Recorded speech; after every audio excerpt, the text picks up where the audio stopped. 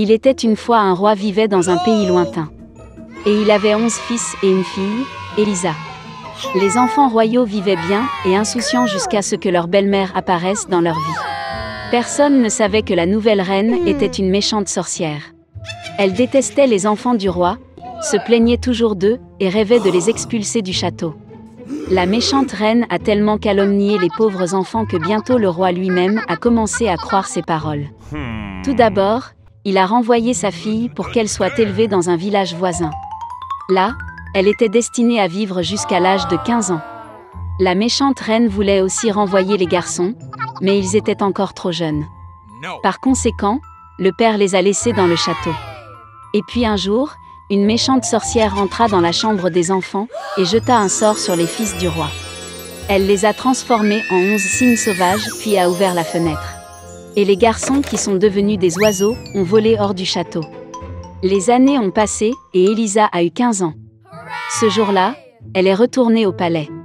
En attendant l'arrivée du roi, la jeune fille a rencontré sa belle-mère, qui était en colère que la princesse vivrait maintenant dans le palais.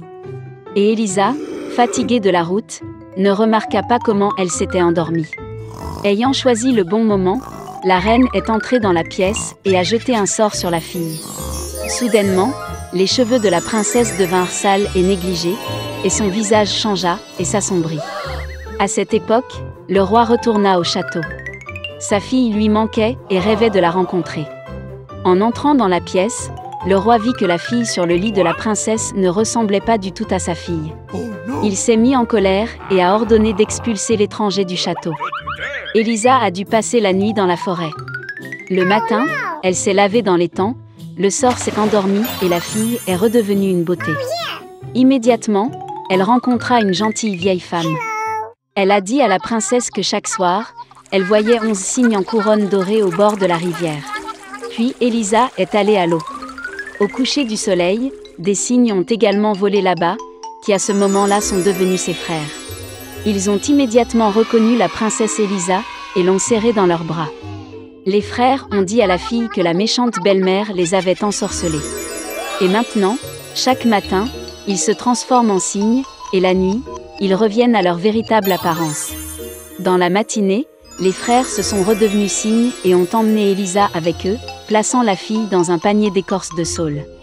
La princesse était heureuse de voler dans le ciel avec ses frères. Il lui sembla que c'était un beau rêve, et bientôt elle s'endormit pour de vrai. Dans un rêve, la fée du château lui est apparue, qui lui a dit comment vous pouvez sauver les frères. Élisa devait choisir des orties et tisser 11 chemises pour les frères, mais ne rien dire, sinon les frères disparaîtraient à jamais. Le lendemain matin, la fille a commencé à ramasser des orties. L'herbe lui brûlait les mains, mais Élisa continuait de la cueillir. Soudain, la fille a été remarquée par un beau prince chassant à proximité. Il était fasciné par la beauté de la princesse et s'approcha d'elle pour lui dire bonjour. Mais Élisa se souvint de ce que la fée avait dit, et ne dit donc pas un mot.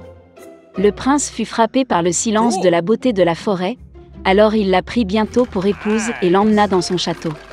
Tout en passant des jours dans le palais, la princesse a continué à tisser secrètement des chemises d'ortie.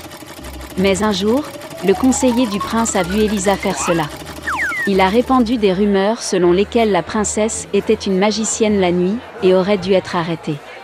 Au fil du temps, le prince a également cru que sa femme était une sorcière. Puis il a ordonné à ses soldats d'emprisonner la jeune fille en prison. Cependant, même en prison, la jeune princesse a continué à tisser des chemises. Finalement, le jour vint où Élisa finit de coudre la dernière chemise.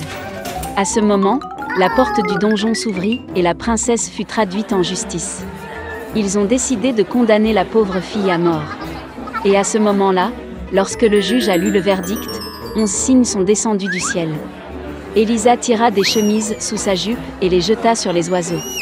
Ses frères sont immédiatement devenus humains. Mais la princesse n'avait pas assez d'ortie pour les manches de la dernière chemise, alors le jeune frère avait des ailes de cygne au lieu de bras. Puis les frères ont raconté leur histoire. Et le prince, qui croyait profondément en l'innocence de sa femme, a demandé pardon à Élisa. La princesse a immédiatement pardonné à son mari.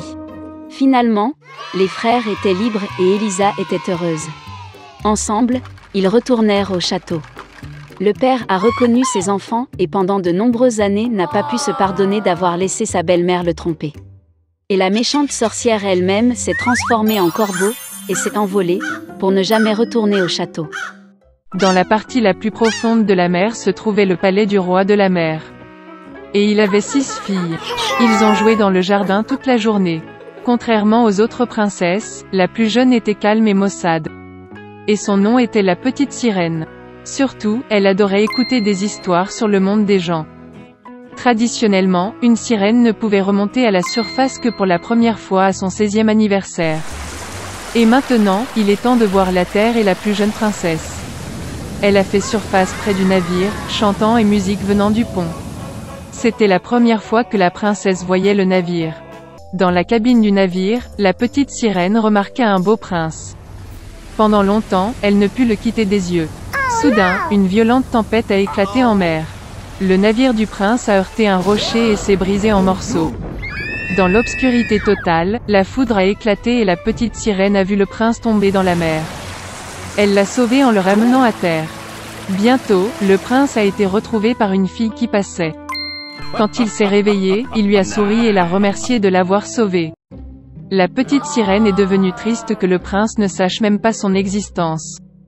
Elle a plongé dans l'eau et a nagé. D'après les histoires de son père sur les gens, la petite sirène savait qu'il considérait la queue de poisson des sirènes comme laide. Par conséquent, pour plaire à une personne, il fallait acquérir 2 jambes. Le lendemain, la petite sirène est allée voir la sorcière des mers. La sorcière accepta de lui faire une potion qui transformerait la queue de poisson en une paire de jambes minces. La démarche de la princesse serait gracieuse, mais chaque pas qu'elle ferait lui apporterait une douleur insupportable. Et si le prince en épousait un autre, la petite sirène se transformerait en écume de mer. En retour, la sorcière a souhaité prendre sa merveilleuse voix de la jeune fille. La princesse était prête à tout pour être proche du prince, et elle accepta. Après avoir navigué vers le palais princier de nuit, la petite sirène a bu une boisson magique. Une vive douleur la traversa et elle s'évanouit. Se réveillant dans l'après-midi, la jeune fille a vu le prince devant elle, et baissant les yeux, a trouvé 2 pattes au lieu d'une queue de poisson.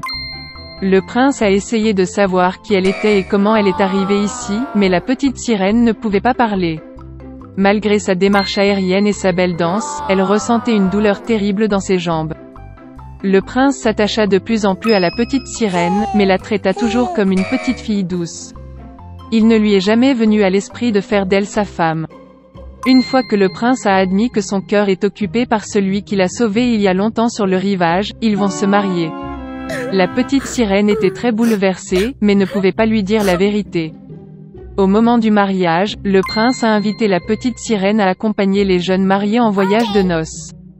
Une luxueuse tente lune de miel est étalée sur le pont du navire. La petite sirène avait une dernière soirée pour être avec celui pour qui elle avait quitté sa maison, donné sa voix merveilleuse et enduré des tourments sans fin chaque jour. Mais il ne les a même pas remarqués. Quand le silence tomba sur le bateau, la petite sirène s'assit sur le pont et attendit les premiers rayons du soleil. Soudain, près du navire, elle remarqua ses sœurs. Ils ont demandé en larmes à la sorcière d'aider à sauver la princesse de la mort. La sorcière leur a donné un couteau tranchant, avec lequel la petite sirène devait percer le cœur du prince. Une goutte de son sang transformerait ses jambes en queue et elle pourrait retourner à la mer. La petite sirène a regardé dans la tente et y a vu un couple amoureux endormi. Elle n'a pas trouvé la force de prendre la vie du prince et a jeté le poignard dans la mer. De chagrin, la petite sirène se jeta à l'eau. Mais la gentillesse de la princesse a fait fondre le cœur de la méchante sorcière. La sorcière a annulé son sort et la petite sirène avait à nouveau une queue de poisson au lieu de jambes humaines.